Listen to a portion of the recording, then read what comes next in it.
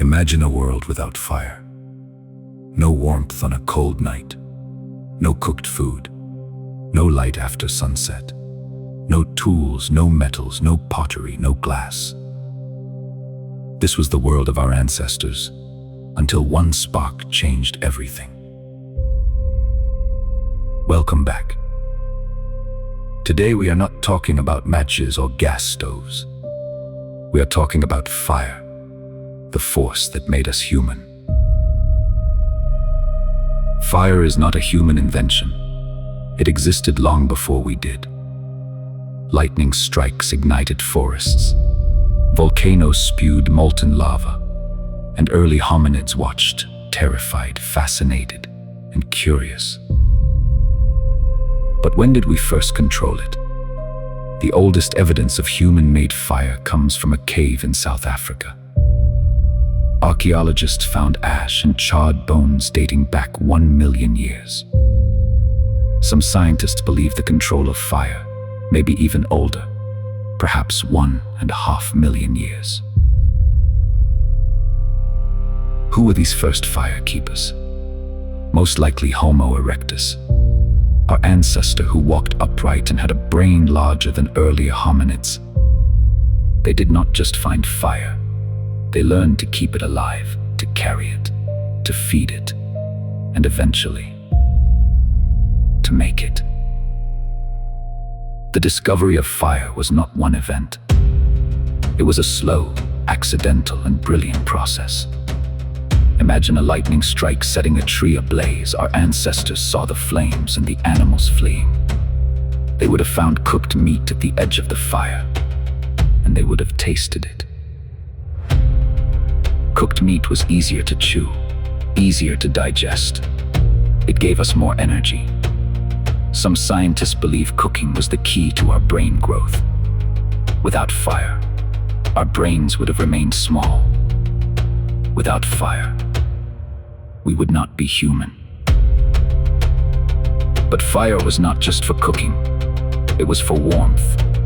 It allowed our ancestors to survive cold climates. They followed the warmth out of Africa, into Europe and Asia. Fire made us wanderers. It was also for protection. Early humans used fire to scare away predators. Lions, wolves, and bears feared the flame. Fire gave us safety and confidence. And fire gave us light. The darkness that had ruled half of our lives was now broken. We could work, talk, and create after sunset. We could paint on cave walls. We could pass down stories. Fire gave us culture. The first fires were likely kept burning continuously. They were carried from camp to camp. If a fire went out, the tribe would have to beg for embers from neighbors. Fire was precious, more valuable than gold. Then came the moment of genius.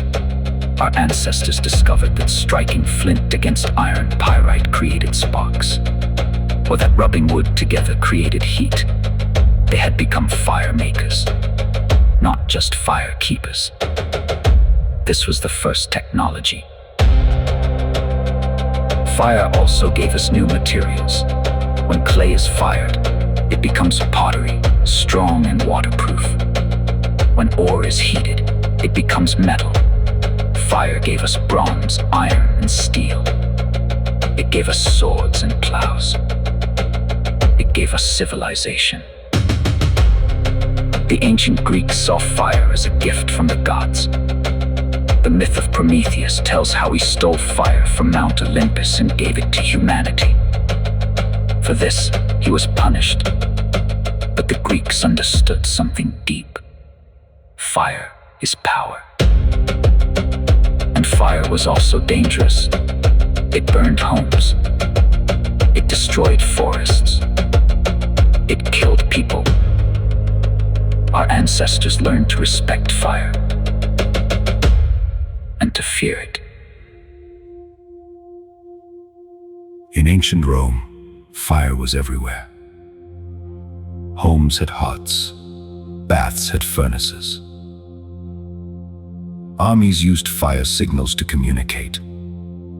The Romans even invented the first fire brigades, teams of slaves trained to fight fires.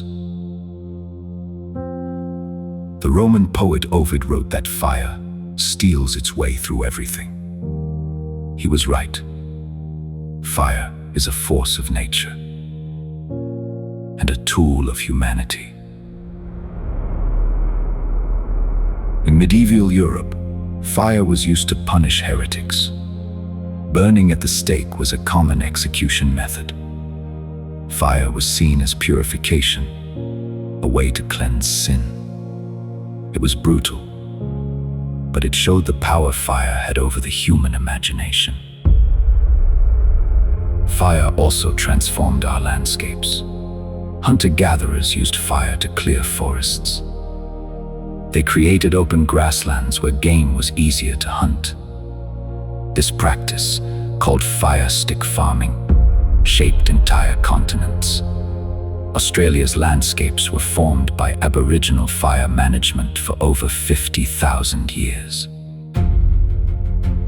When Europeans arrived in the Americas, they saw forests that had been managed by indigenous peoples using fire. Fire created the prairies of North America. It created the oak woodlands of California. It created the savannas of Africa. Fire has been shaping our world long before we understood it. The Industrial Revolution was powered by fire. Coal was burned to create steam. Steam drove engines. Engines built factories. Factories built cities. Fire had become our servant, but a demanding one. In the 19th century, fire gave us the steam train, the steamship, and the factory. It gave us mass production. It gave us the modern world. But it also gave us pollution. Smoke filled our cities. Fires destroyed our forests. And we began to realize that fire had a dark side. Today, fire is everywhere. We use it in our cars, in our power plants, in our homes. But we have also learned to control it, to contain it, and to fear it. Wildfires are becoming more frequent and more intense. Climate change is making fire seasons longer. In 2019, fires in Australia destroyed over 18 million hectares. In 2020, fires in California burned over 4 million acres. Fire is still a force of nature, and we have not tamed it. But we are learning. Firefighters use technology to predict fire behavior. Satellites track fires from space. We are building fire-resistant homes. We are restoring forests with controlled burns. We are trying to live with fire, not against it. Fire has given us everything: warmth, food, tools, metals, glass, pottery, energy, and civilization. It has also given us destruction. It has killed us, burned our homes, and shaped our planet.